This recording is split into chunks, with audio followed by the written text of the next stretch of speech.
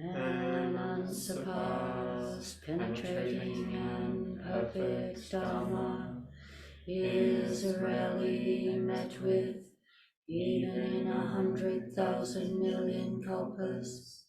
Having it to see and listen to remember and accept, I vow to taste the truth of the Tathagata's words.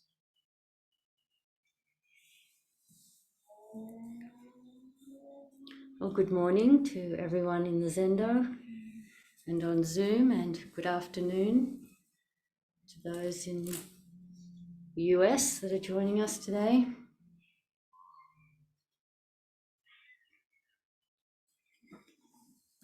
I'd like to read a whole chapter from Thich Nhat Hanh's book, Old Path, White Clouds, which during our last session we read.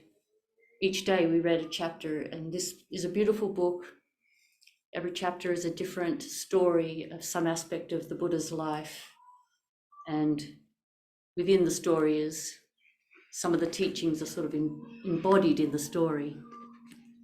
So this is a well-known story of a man called Angulimala. So many of you have probably heard of him. This is a story of how he became a devotee of the Buddha. And after I've finished reading, we'll maybe go through some aspects of the story and have a conversation about it. So the chapter is chapter 53, and it's called Dwelling in the Present Moment. In the spring of the following year, the Buddha delivered the Satipatthana Sutta, the Sutra of the Four Establishments of Mindfulness, to a gathering of more than 300 bhikkhus in Kamasudama, which was the capital of Kuru. This was a sutra fundamental for the practice of meditation. The Buddha referred to it as the path which could help every person attain peace of body and mind, overcome all sorrows and lamentations, destroy suffering and grief, and attain highest understanding and total emancipation. So maybe I'll just mention that the four foundations of mindfulness, of what is it? Four foundations. How's it? The four establishments of mindfulness is the translation here. Is mindfulness of the body, mindfulness of feelings, mindfulness of the mind, and mindfulness of dharmas.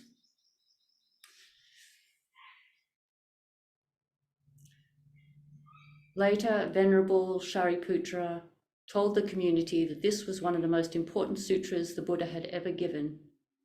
He encouraged every bhikkhu and bhikkhuni to study, memorize, and practice it. Venerable Ananda repeated every word of the sutra later that night. Sati means to dwell in mindfulness. That is, the practitioner remains aware of everything taking place in his or her body, feelings, mind, and objects of mind, the four establishments of mindfulness or awareness. First, the practitioner observes their body, their breath, the four bodily postures of walking, standing, lying, and sitting. Bodily actions such as going forward and backward, looking, putting on robes, eating, drinking, using the toilet, speaking, and washing robes. The parts of the body such as hair, teeth, sinews, bones, internal organs, marrow, intestines, saliva, and sweat. The elements that compose the body such as water, air, and heat. And the stages of a body's decay from the time it dies to when the bones turn to dust. While observing the body, the practitioner is aware of all the details concerning the body. For example, while breathing in, the practitioner knows they are breathing in. Breathing out, they know they are breathing out. Breathing in and making their whole body calm and at peace, the practitioner knows they are breathing in and making their whole body calm and at peace. Walking, the practitioner knows they are walking. Sitting, practitioner knows they are sitting. Performing movements such as putting on robes or drinking water, the practitioner knows they are putting on robes or drinking water. The contemplation of the body is not realized only during the moments of sitting in meditation, but throughout the entire day, including including moments one is begging, eating, and washing one's bowl. In the contemplation of feelings, the practitioner contemplates feelings as they arise, develop, and fade. Feelings which are pleasant, unpleasant, or neutral. Feelings can have as their source either the body or the mind. When one feels pain from a toothache, the practitioner is aware that one feels pain from the toothache. When one is happy because they have received praise, the practitioner is aware that they are happy because they have received praise. Practitioner looks deeply in order to calm and quiet every feeling in order to clearly see the sources which give rise to feelings. The contemplation of feelings does not take place only during the moments of sitting meditation. It is practiced throughout the day. In the contemplation of mind, the practitioner contemplates the presence of mental states. Craving, they know they are craving. Not craving, they know they are not craving. Angry or drowsy, they know they are angry or drowsy. Not angry or not drowsy, they know they are not angry or drowsy. Centered or distracted, they know they are centered or distracted. Whether they are open-minded, closed-minded, blocked, concentrated, or enlightened, the practitioner knows at once. And if they are not experiencing any of those states, the practitioner also knows at once.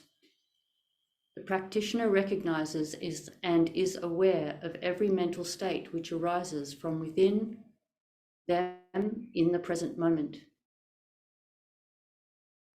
In the contemplation of the objects of mind, the practitioner contemplates the 5 hindrances to liberation, which is desire, ill will, drowsiness, agitation, or sometimes it's called restlessness, and doubt. Whenever they are present, the 5 skandhas which comprise a person, body, feelings, perceptions, mental formations, and consciousness. The 6 sense organs and the 6 sense objects, the 7 factors of awakening, attention, investigating dharmas, energy, joy, ease, concentration, and letting go. And the 4 noble truths, the existence of suffering, the causes of suffering, liberation from suffering, and the path that leads to liberation from suffering. These are all objects of the mind, and they contain all dharmas. The Buddha carefully explained each of the 4 establishments. He said that whoever practices these 4 establishments for 7 years would attain emancipation. He added that anyone who practiced them for 7 months could also attain emancipation. He said that even practicing these 4 contemplations for 7 days, one could attain emancipation. During a Dharma discussion, Venerable Assaji reminded the community that this was not the first time the Buddha had taught the 4 establishments of mindfulness. He had, in fact, spoken about them on several occasions, but this was the first time he had compiled all of his previous teachings on the subject in so complete and thorough a way. Assaji agreed with Shariputra that this sutra should be memorized, recited and practiced by every bhikkhu and bhikkhuni. When the Buddha returned to Jetavana towards the end of the spring that year, he met and transformed a notorious murderer named Angulimala. One morning, when the Buddha entered Savatthi, it seemed like a ghost town. All doors were bolted shut. No one was on the streets. The Buddha stood in front of a house where he normally received food offerings. The door cracked open, and seeing it was the Buddha, the owner hastily ran out and invited him to enter. Once inside, the owner latched the door and invited the Buddha to sit. He suggested the Buddha remain to eat his meal inside the house, and he said, "Lord, it is very dangerous to go outdoors today. The murderer, Angulimala, has been seen in these parts. They say he has killed many people in other cities. Every time he kills someone, he cuts off one of their fingers and adds it to a string he wears around his neck. They say that once he has killed 100 people and has a talisman of 100 fingers hanging around his neck, he will gain even more terrible evil powers. It is strange, he never steals anything from the people he murders." King Pasenadi has organized a brigade of soldiers and police to hunt him down. The Buddha asked, "Why must the king enlist the aid of an entire brigade of soldiers to hunt down just one man?" "Respected Gautama, Angulimala is very dangerous. He possesses phenomenal fighting skills. Once he overcame 40 men who surrounded him on a street. He killed most of them. The survivors had to flee for their lives. Angulimala is said to hide out in Jalini forest. No one dares pass by there anymore. Not long ago, 20 armed police entered the forest to try to capture him. Only 2 came out alive. Now that Angulimala has been spotted in the city, no one dares to go out to work or to shop." The Buddha thanked the man for telling him about Angulimala and then stood up to take his leave. The man implored the Buddha to remain safely inside, but the Buddha refused. He said he could only preserve the trust of the people by continuing to do his begging as usual. As the Buddha walked slowly and mindfully down the street, he suddenly heard the sound of steps running behind him in the distance. He knew it was Angulimala, but he felt no fear. He continued to take slow steps, aware of everything taking place inside and outside of himself. Angulimala shouted, "Stop, monk, stop!" The Buddha continued taking slow, stable steps. He knew from the sound of Angulimala's footsteps that he had slowed down to a brisk walk and was not far behind. Although the Buddha was now 56 years old, his sight and hearing were keener than ever. He held nothing but his begging bowl. He smiled as he recollected how quick and agile he had been in martial arts as a young prince. The other young men were never able to deliver him a blow. The Buddha knew that Angulimala was very close now and was surely carrying a weapon. The Buddha continued to walk with ease. When Angulimala caught up to the Buddha, he walked alongside him and said, "I told you to stop, monk. Why don't you stop?" The Buddha continued to walk as he said, "Angulimala, I stopped a long time ago. It is you who has not stopped." Angulimala was startled by the Buddha's unusual reply. He blocked the Buddha's path, forcing the Buddha to stop.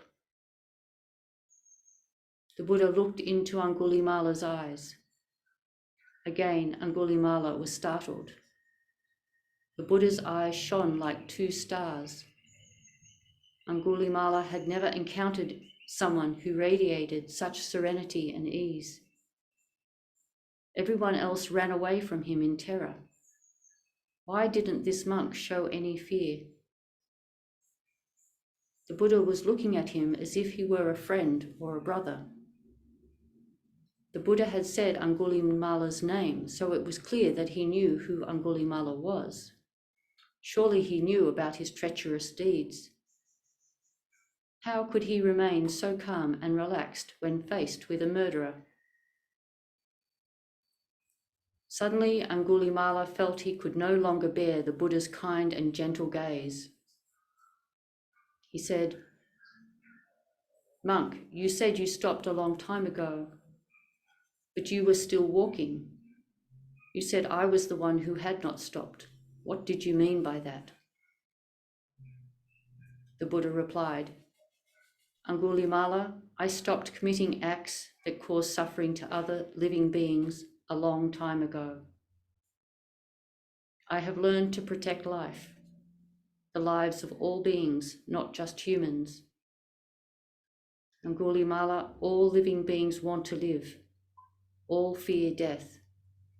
We must nurture a heart of compassion and protect the lives of all beings."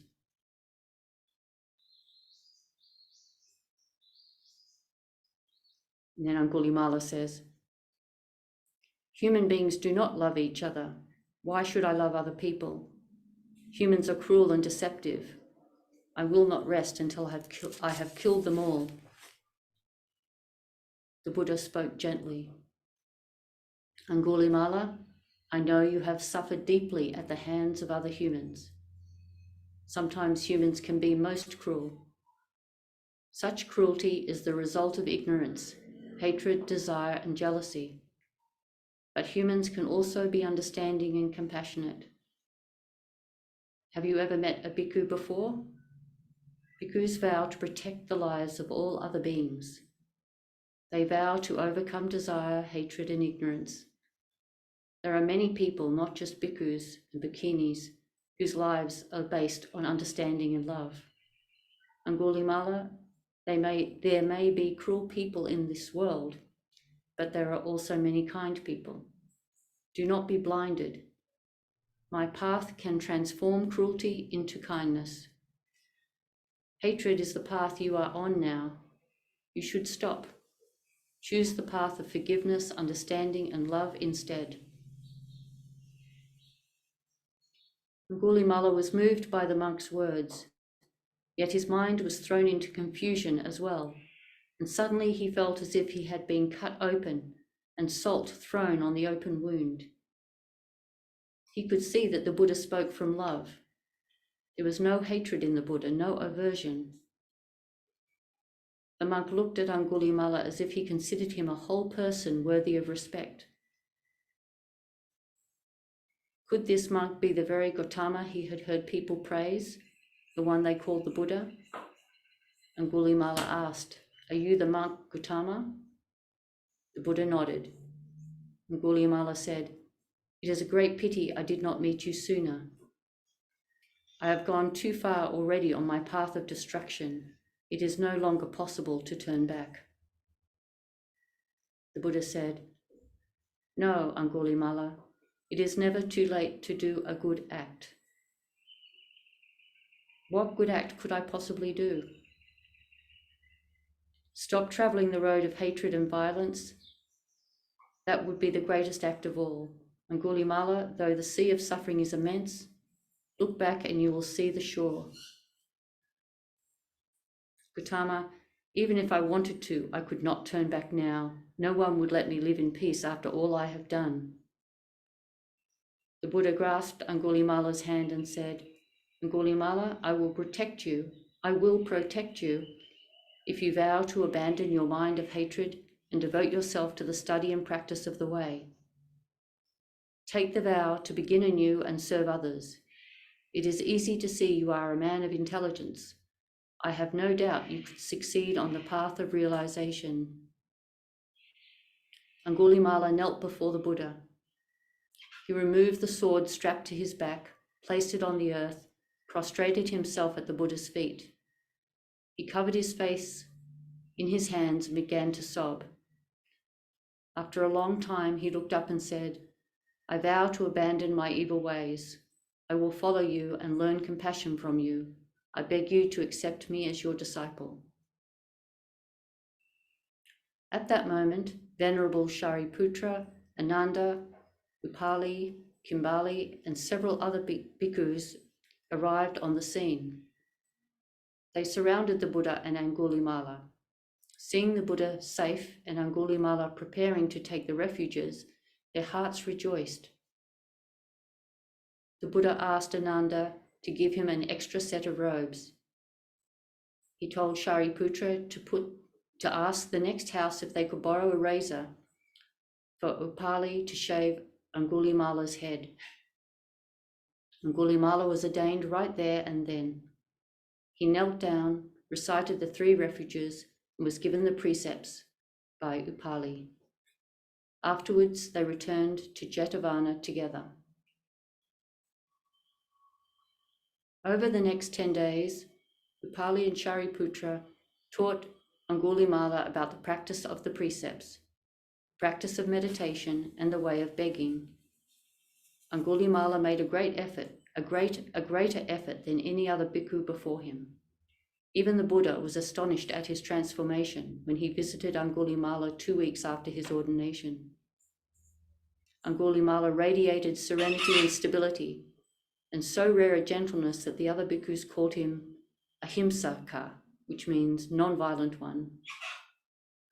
It had in fact been his name at birth. Savasti found it a most fitting name for him, for outside of the Buddha there was no other bhikkhu whose gaze was more filled with kindness. One morning, the Buddha entered Savatthi to beg, accompanied by 50 other bhikkhus, including Bhikkhu Ahimsaka. As they reached the city gates, they met King Pasenadi, mounted on a steed leading a battalion of soldiers. The king and his generals were dressed in full fighting gear. When the king saw the Buddha, he dismounted and bowed. The Buddha asked, "Majesty, has something happened? Has another kingdom invaded your borders?" The king replied, "Lord, no one has invaded Kosala. I have gathered these soldiers to capture the murderer Angulimala. He is extremely dangerous. No one has been able to bring him to justice. He was seen in the city just 2 weeks ago.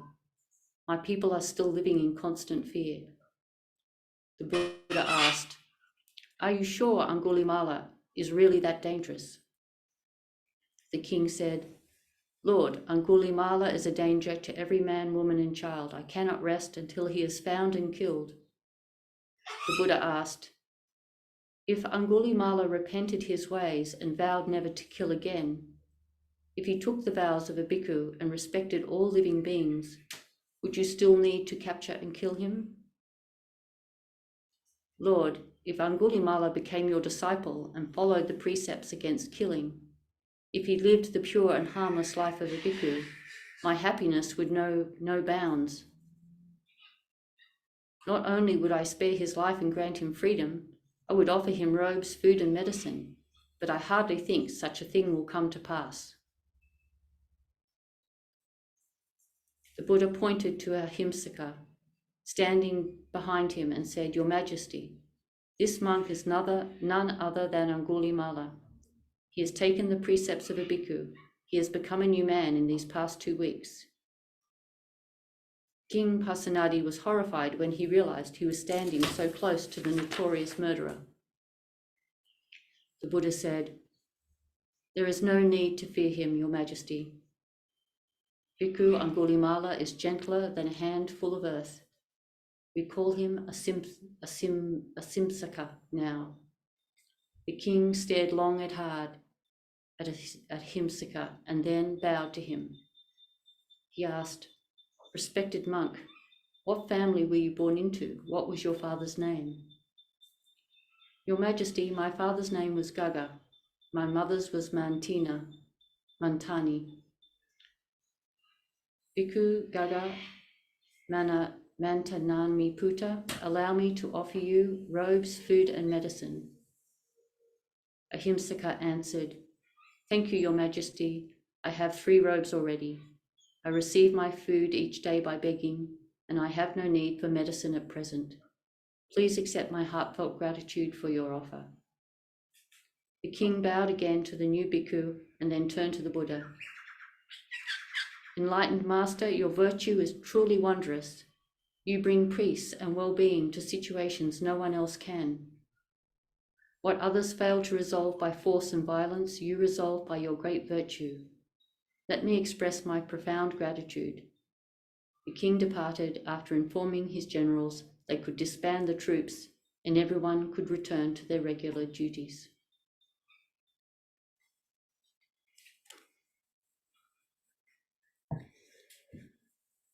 So there's a story of Angulimala. I heard that story many years ago, and the lines from that story that resonated with me and have stayed with me was the Buddha saying, I have stopped. It is you who have not stopped.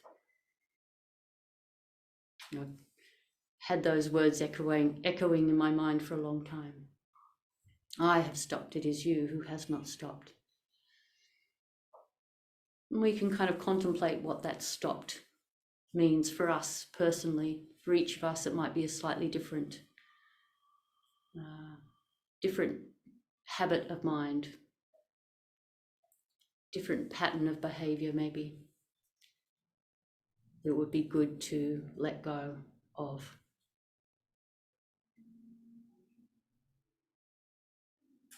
Another part that I particularly liked in the beginning, near the beginning,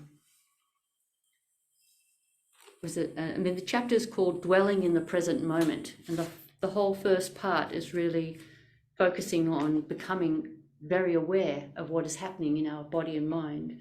And I love the part where it says, craving, it's written in the masculine here, so I just try to put it into gender neutral.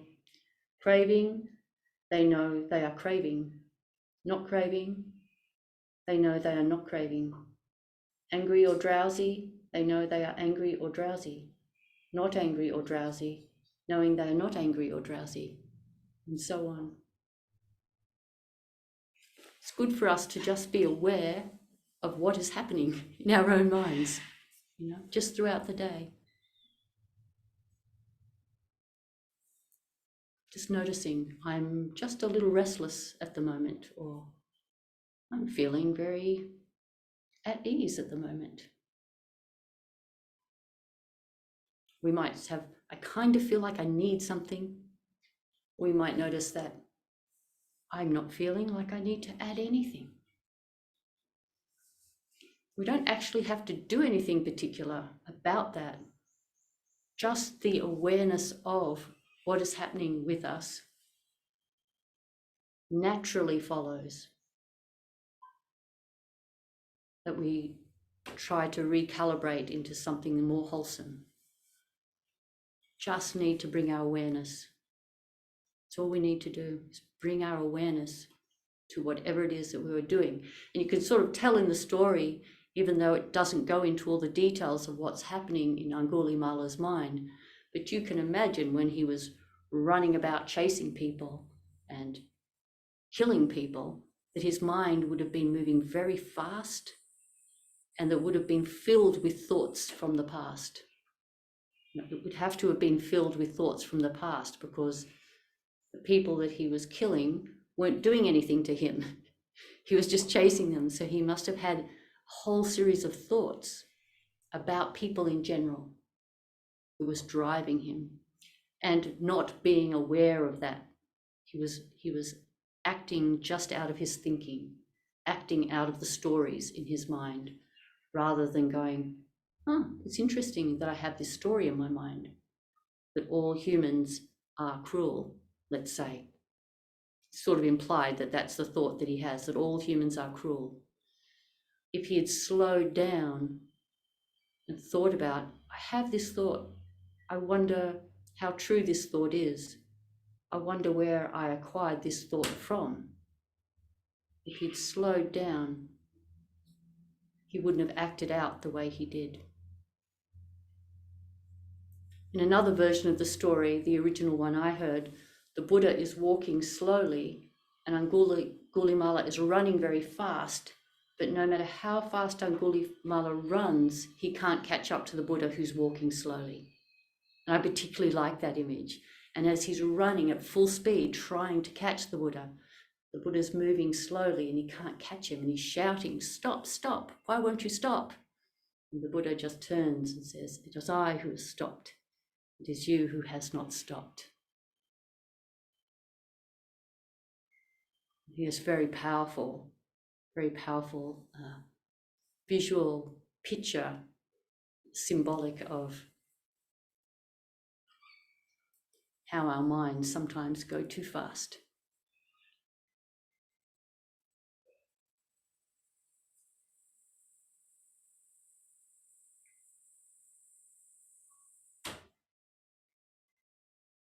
Another point in the story is when Angulimala is starting to question how he is, and you can see he maybe wants to change, and then he says, "I wish I'd met you earlier because now it's too late." And the Buddha, says it's never too late to do a good act. And this is something that we can apply to ourselves in much less dramatic settings, much less dramatic ways. When we've maybe said something to a family member that we kind of don't feel so good about, maybe it's never too late for us to pick ourselves up and go, "I shall endeavor to do better." It's never too late to do that. If Angulimala can do it, and in the traditional story, he's killed 100 people there's many versions of this story, but in one of the versions, he's killed 99 people and he's about to kill his mother as the 100th person when he meets the Buddha. That's another version of the story, which is really to amplify that no matter what you have done, no matter how terrible your action, and for most of us, we don't do very difficult, very terrible things, but often in our minds, we think of them as very terrible. People can feel incredibly guilty about something they did 20 years ago or 10 years ago and carry it as such a burden, and they feel so bad about it. And the other side of that, of course, is thinking that somebody else is incredibly terrible and did an incredibly terrible thing, that they can't be redeemed because of that terrible thing, which was often not that terrible, but it felt very terrible to us. So this story is saying, no matter what you have done, or how bad you might feel about yourself or about another person, there's always this fresh moment in which we can endeavor to take up these vows and become a vehicle of kindness and peace and ease. Anyone can always do that.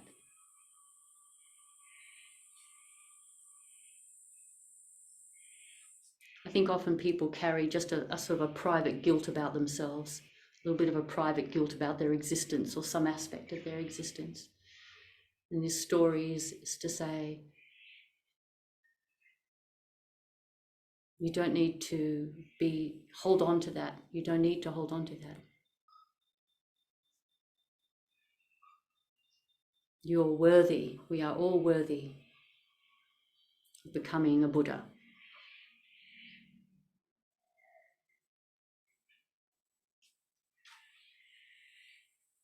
In other words, we're all worthy of liking ourselves and appreciating ourselves, respecting ourselves, as well as everybody else.